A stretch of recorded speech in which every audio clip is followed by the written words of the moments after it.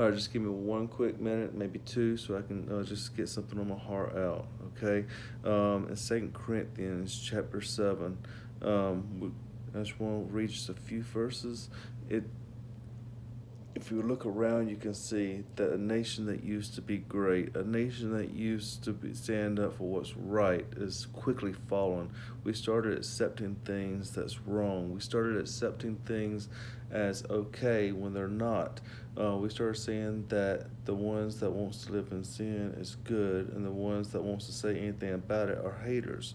Um, the ones that's saying things about it, if they read the word, it's not them saying it, it's God.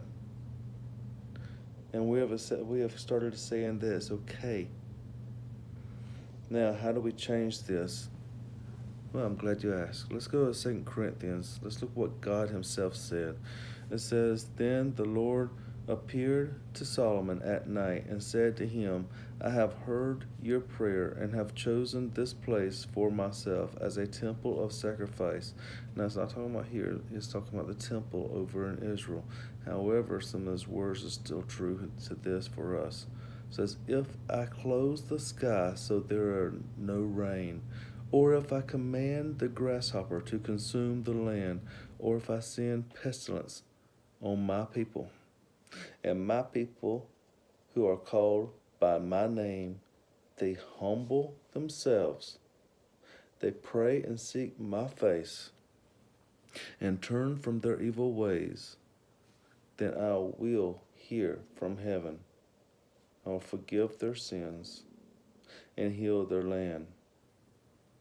My eyes will now be open and my ears attentive to prayer from this place. And I have now chosen and consecrated this temple so my name may be there forever. My eyes and my heart will be there at all times. Now, I know we're not at the temple. However, we're still supposed to be His people. And it's not talking about this whole nation turning away. We don't have to have this whole nation turn away from their sins. If someone doesn't believe in God, why in the world should they do what He says? He's talking about if my people, if the Christian people, if the ones that wants to stand up and say that they're living for God, if they'll stop, they'll turn from their evil ways. I'm talking about the stuff that happens behind closed doors. I'm talking about what we're allowing in our pulpits. I'm talking about the ones that we're saying, oh yeah, follow this one. They're a good leader whenever they're filled with sin, and we know it. Whenever we stop trying to watch stuff that's on TV that's filled with sinful behavior because society says it's all right.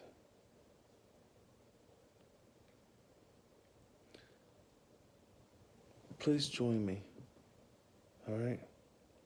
In the mornings, whenever you wake up, before you open your eyes, just say a whisper of prayer. Ask the Lord to forgive this nation, to forgive us.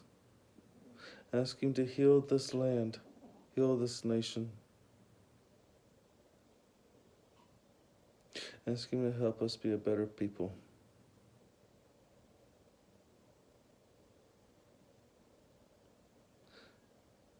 Ask Him to help our leadership because they need it.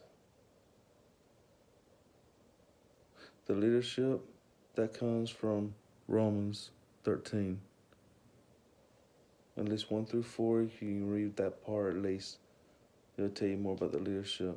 As far as the evil and the sins that I was talking about, you can go on over to either Romans 1, but halfway through you'll see what happens to a nation when they turn from God, and you can see the same thing happening all around us. And if you want to get further into the types of sins that goes from the heart, go to 1 Corinthians chapter 6, verses 9 through 11. But make sure you pay special attention to verse 11.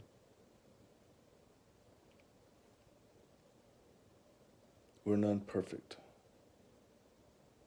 God knows I'm not. God doesn't expect us to be perfect, but He expects His children to seek Him and stand up for what's right. This world was supposed to hate us if we're different, if we're standing for Him and not them. But we're not supposed to hate the world. We're not supposed to hate the ones in the world. We're supposed to love them and be the light for them. And we're supposed to pray for them.